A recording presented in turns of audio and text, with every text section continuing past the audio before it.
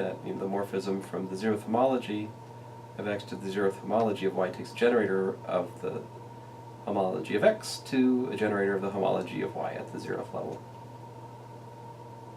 Ooh. These look fun.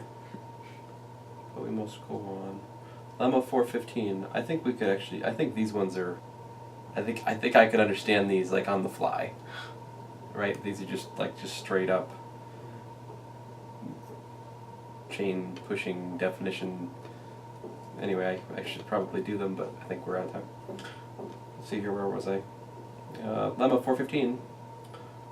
If A is a subspace of X and J is the inclusion of A into X, then the sharp map from J, the induced homomorphism on the n chains from the subspace to the space is an injection. So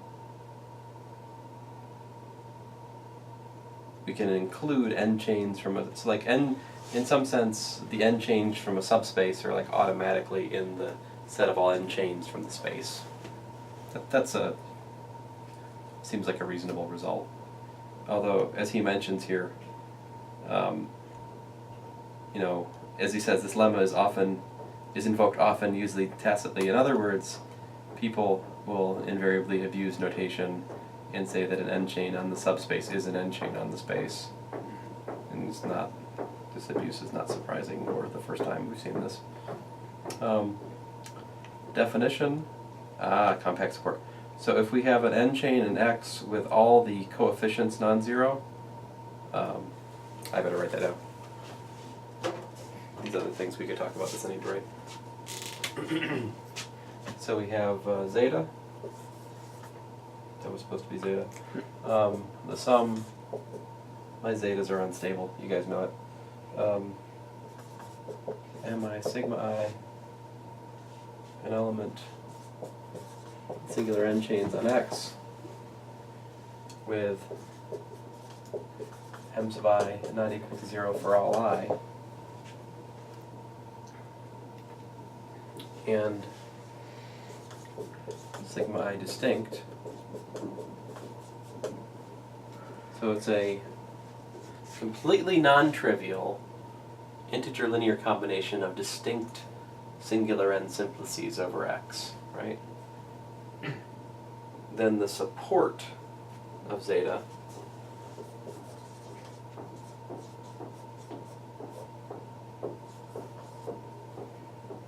that one was better.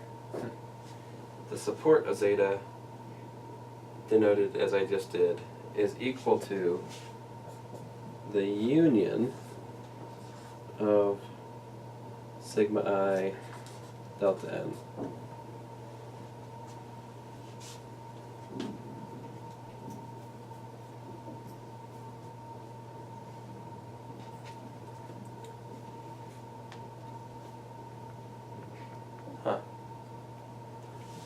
So like, if you were doing something like you had the image of the one simplex, it's like that, right? And the image of the other was like this.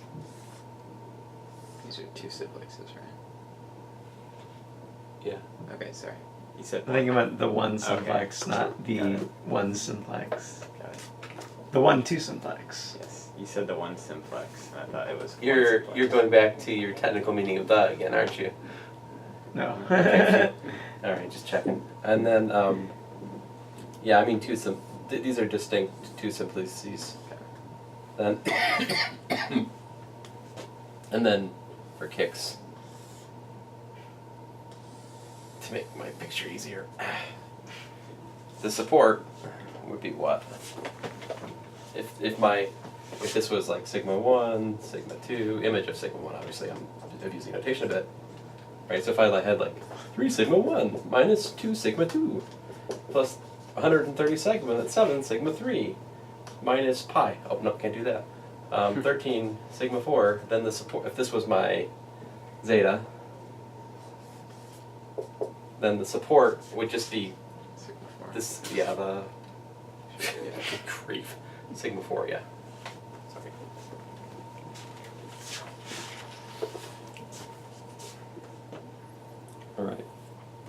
So if the class of zeta in the nth homology group of X, if that's the case, then there is a compact subspace of A with the class of zeta in the image of the inclusion homomorphism. The homomorphism induced from the inclusion. I guess that makes sense. You're looking at, what are you looking at here? I mean, it's a union of compact images, right? I mean, delta, the n simplex is compact. A continuous image of compact is compact. Yeah. Okay. But it's not just.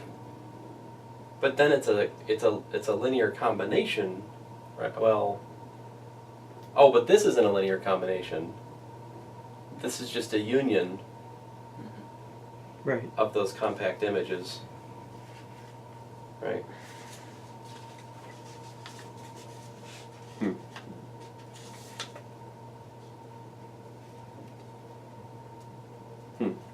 If corollary, if X is a space for which there exists an integer n greater than 0 with the nth homology of a subspace 0 for every compact subspace of X, I assume A is the compact thing, right?